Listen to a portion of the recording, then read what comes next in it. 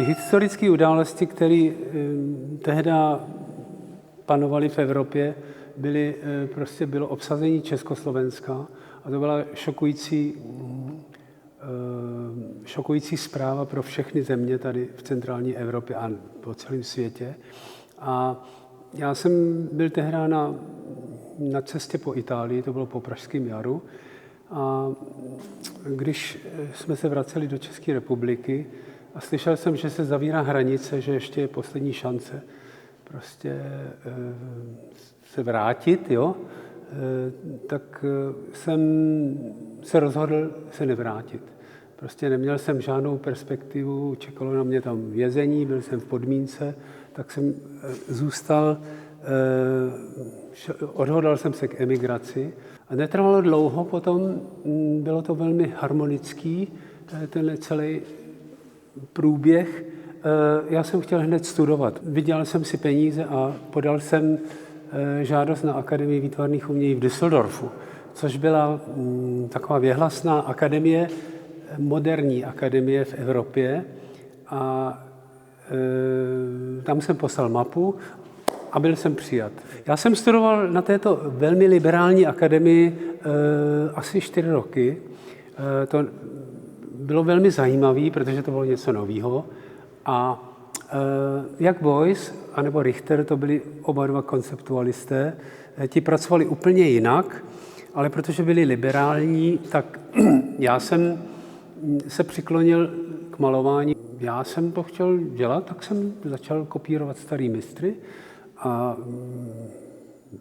bylo to velmi zajímavé, protože jsem je mohl prodávat ty obrazy, dělal jsem to velmi dobře a naučil jsem se velmi rychle malovat a kreslit. Jo?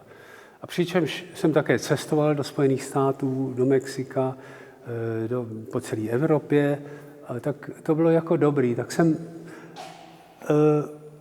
pozvolna musel zapomenout na Československo, který bylo teda ve stavu normalizace, naprostá tragédie. Já jsem se narodil do nové doby po druhé světové válce, těsně po druhé světové válce. Takže jsem byl dítě míru a vlastně jsem válku nezažil. No a ty díla, co jsem dělal, já jsem musel tak nějak zpracovat tu moji minulost, tyhle věci, které vlastně prožili spíš moji rodiče anebo prarodiče. Prostě chtěl jsem ukázat, že moje pozadí je dramatický a že tam je třeba prostě se tím zabývat. No prostě váleční obrazy a to se jako vůbec nenosilo. Tak to byla naprostá provokace. To byl socialistický surrealismus, řekl bych, jo. V podstatě jsem velmi tradičně postupoval, jako to dělali třeba renesanční umělci. Jo? Když malovali nebe anebo anděli, tak já jsem udělal tady ten obrovský západ slunce s tou září a tady uprostřed na nás se dívá to boží oko. Tady jsem znázornil naší planetu, která je teda ve stavu ohrožení. Vidíme tam vznikající velkoplošné ohně, což se dnes vlastně děje. Jo? Požáry, klimatické změny, války. A z té planety vyrůstá takový výrůstek zvláštní oka, který vzhlíží ke světlu. To je velmi takový surrealistický záměr a já jsem ten obraz pojal právě jako takové renesanční apokalyptický moderní dílo. Psal se rok 1991, já jsem byl hodně v Itálii. Jeden můj sběratel mě nabídl tady žít v takovém velmi hezkém domě v Toskáně a tam se narodil můj syn. Jo? A já jsem žil v takovém rajském prostředí, prostě jaro, léto, podzim, zima, velmi, velmi krásný, byl jsem tam celý rok. A v té době vypukla válka v Iráku. Tak tato válka, prostě je známo, kdo byl Saddam Hussein a tak, byla velmi drastická a byla přenášena přímo záběry z války televizní live. Jo? My jsme to sledovali, prostě tyhle záběry toho bombardování a ty záběry těch pilotů, kteří tam prostě jezdili. A to všechno v tomhle rajském prostředí. Jo? Takže jsem udělal takový obraz z televizoru, který je umístěn prostě tady ve viničním stromu a tam jsem namaloval prostě boží oko, který nad náma bdí. Tady máme růži, která panuje nad městem a rozkvétá s 2 poupatama a v pozadí je nekonečné město. To je taková zástavba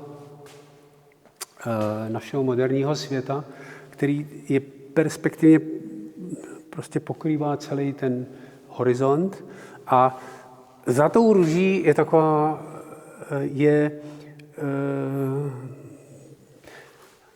pop-artisticky pojatá záře.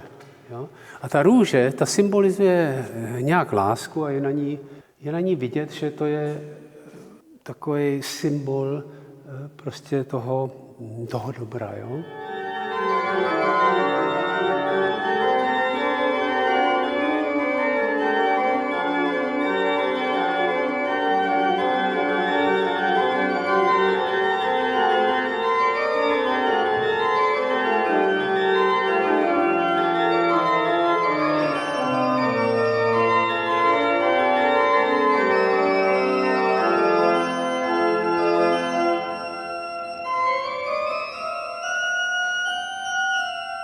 O lidech a o zvířatech, jmenuje se to Konference zvířat. A tady máme shromáždění těch zvířat v zelené krajině a jediná známka lidského činění jsou tady ty elektrické sloupy. No a teď tady prostě probíhá ta konference, to je takový skoro, řekněme, takový obraz, jako by byl z minulosti, z Golden Age. Jo? Starí Holanďané malovali zvířata, jak jsou shromážděný v krajině a povídají si mezi sebou. A všechno to je jakási alegorie na lidské bytí. Tak tady je to podobný. Máme tady asi 9 zvířat a tady hovoří mezi sebou o svých problémech. Jo? Tady je jedna zimní krajina, která je taková hodně zvláštní v tom, že já jsem nikdy nic takového nenamaloval. A je to starodávná vesnice, tam jsou boží muka, tady je zvonička a jsou tady ale zaparkované auta, čili my jsme v tomto ohledu jsme v tom našem století. A to bylo roku 2013, tenhle obraz. O čem obraz vlastně je? To je svobodné dílo, které vzniká, kterou tvůrce vytvoří. A já si myslím, já jsem si naprosto jistý, že obraz, když si získá pozornost diváka, tak se to děje určitě mnoha způsoby. Když se podívám na takové dílo, tak o čem to je? Tady máte styl, barvy, pak tady máte obsah a mnoho ještě věcí. Když znáte dějiny umění, tak vidíte, je to namalovaný i impresionisticky, ale to všechno jsou instrumenty umělce, který může použít. Pak už se může jenom říct, je to dobře namalovaný obraz nebo špatně namalovaný obraz. A nebo je to kýč, a nebo je to moderní. A právě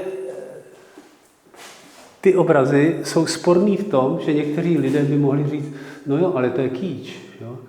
No, ale já oponuji, že kýč je naprosto moderní forma moderního umění. To je dobrá věc malířství, protože je to něco naprosto svobodného, neodvislého, nemá to žádného režiséra, jenom toho umělce a nepodléhá ani nějakým totalitním zákonům. Jo?